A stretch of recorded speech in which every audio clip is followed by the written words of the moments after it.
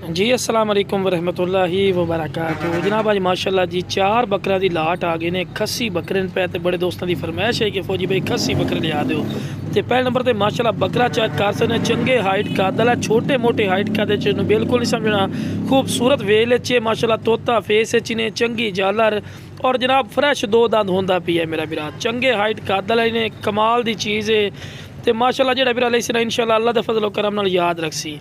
बाकी बिरा ए वेखते पे ना गारंटी शुदा खस्सी डिटेल नाल चेक करवा रहे हैं तो लो बिरा नाल दे नाल चारा भी खवा के विखा रहे हैं कि तुहानू अच्छी तरह इन्फॉर्मेशन और डिटेल होवे।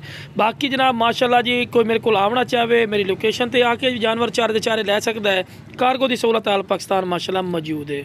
लो बिरा उस तो बाद दूसरे नंबर पर बकरा आ गए ने माशाल्लाह ब्लैक मक्खी चीना माशाल्लाह खूबसूरत चीज़ है और बिल्कुल पक्का खीरा ही ने चंगे हाइट का दल है। तो नाल दे नाल इनू भी चारा खवा के विखा रहे हैं कि तुहानू अच्छी तरह इन्फॉर्मेशन होवे कि सेहतमंद और माशाल्लाह एक्टिव ही ने तंदुरुस्ती ने। और डिमांड करनो बिरा इन्हां लाटां दी मैं जो बकरे खलोते ना तुहानू पता है कि मंडियां रेट बहुत इंक्रीज हो चुके हैं। इहो जो बकरा घटो घट ही बिरा तुसीं चले जाओ ना इहो जे बकरे तो एक बकरा बिरा 55-60 हज़ार तो थले गल भी नहीं सुनते वे बिल्कुल दो दंद हो रही है। लेकिन बिरा अपना रेट नहीं होना बिल्कुल जायज़ और मकूल रेट हो सी। हालांकि यार यकीन मनो तो तुहानू ही पता है कि मंडियां कितने रेट जा रहे हैं। लेकिन वेखो जी अपना रेट नहीं होना। बाकी माशाल्लाह जिंदा वेट की गल की जाए 30 तो 35 किलो जिंदा वेट भी ना बकरा देन पे। खूबसूरत हाइट का दल ने खूबसूरत चीज़ है नुक्स ऐप दी इंशाल्लाह गारंटी और शोल्टी हो सी।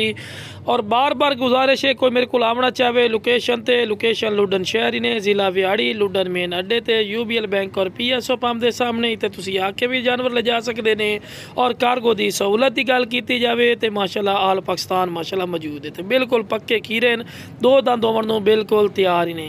बाकी तुसी राबता जरूर करना है इंशाल्लाह भाइयों के राबते की कदर हो सी रिस्पैक्ट हो सी। देखो जी काल ते गल करन नाल रेट बनता होंदा है ठीक है ना। कोई जो रेट अगला रेट करता है वो रेट बनता नहीं है हमेशा ठीक है ना। हर कोई पुछदे नाल चीज़ लैंदा है तो इंशाल्लाह बाकी ये गल है कि चीज़ां अच्छी क्वालिटी वाइज नस्ल वाइज खूबसूरती वाइज नंबर 1 इन पे। हाँ वेखो जी तुसी मेरे को आवना चाहो बार बार गल है भी आके भी जानवर ले जा सकते हैं। तो कार्गो की सहूलत बिरा आल पाकिस्तान